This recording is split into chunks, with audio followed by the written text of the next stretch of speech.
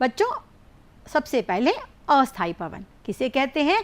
अभी आपने जाना कि अस्थायी पवनें जिन पवनों की दिशाओं में परिवर्तन आ जाता है उन्हें हम अस्थायी पवन कहते हैं। ये कितने प्रकार की होती हैं बताइए? 3 प्रकार की, मानसूनी, स्थानीय और समीर। आइए एक एक करके इन्हें विस्तार से जानते हैं। सबसे पहला है मानसूनी पवनें।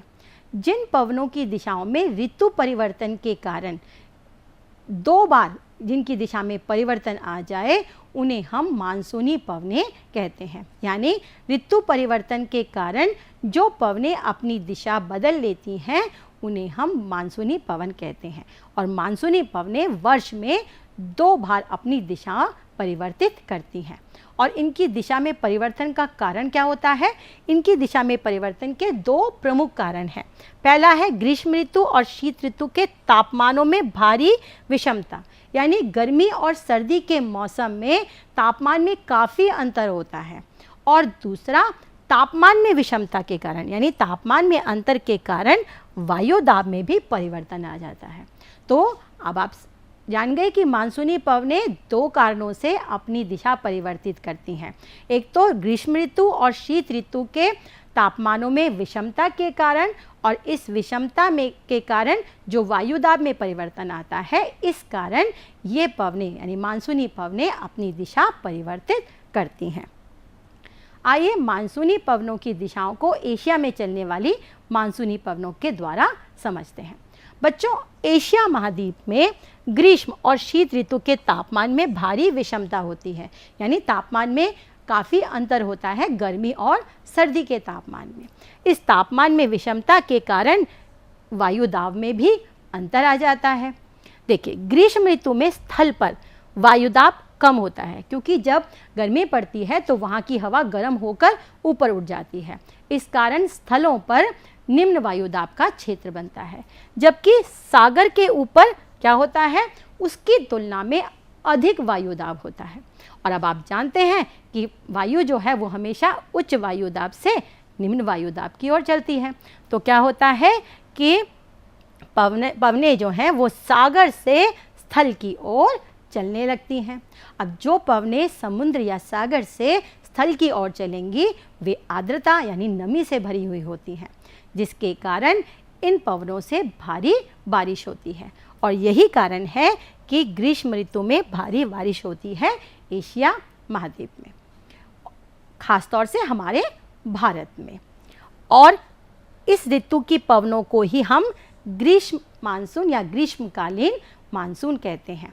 तो जो पवनें समुद्र से स्थल की ओर चलती हैं ग्रीष्म ऋतु में, उन्हें हम ग्रीष्मकालीन मानसून कहते हैं। और हमारे देश में भी ग्रीष्मकालीन मानसून से ही सबसे ज़्यादा बारिश होती है।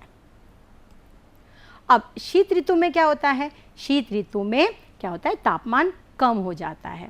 जब शीत ऋतु में स्थलों पर सागर की तुलना में तापमान कम हो जाता है तो यहाँ पर वायु दाब समुद्र की अपेक्षा अधिक हो जाता है, और सागरों के ऊपर वायु दाब स्थल की अपेक्षा कम हो जाता है, जिसके कारण क्या होता है, शीत ऋतु में पवनें जो हैं स्थल से सागर की ओर चलने लगती हैं। तो जब पवनें स्थल से सागर की ओर चलती हैं तो इनमें आर्द्रता बहुत कम होती है। इस कारण इनसे वर्षा बहुत कम या ना के बराबर होती है। आप इस चित्र में देख सकते हैं, जो यहाँ पर आपको लाल रंग के तीरों के निशान दिखाई दे रहे हैं, ये हमारी ग्रीष्मकालीन मानसूनी पवनें हैं जो समुद्र से स्थल की ओर चल रही हैं। और जो ये आपको काले रंग से दिखाई दे रही हैं, ये हमारी शीतकालीन मानसूनी पवनें हैं जो स्थल से समुद्र की ओर चलती हैं।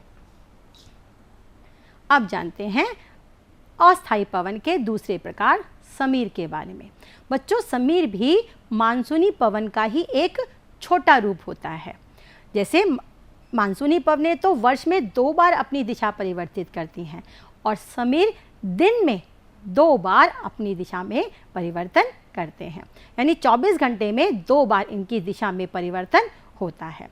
दिन में जो सागर से स्थल की ओर हवाएं चलती हैं उन्हें सागरीय समीर या जलीय समीर कहते हैं, और रात्रि में जब स्थल से सागर की ओर हवा चलती है तो उसे स्थलीय समीर कहते हैं। अब इसका कारण क्या है इसका कारण है स्थल और जल के गर्म तथा ठंडे होने का परस्पर विरोधी स्वभाव का होना।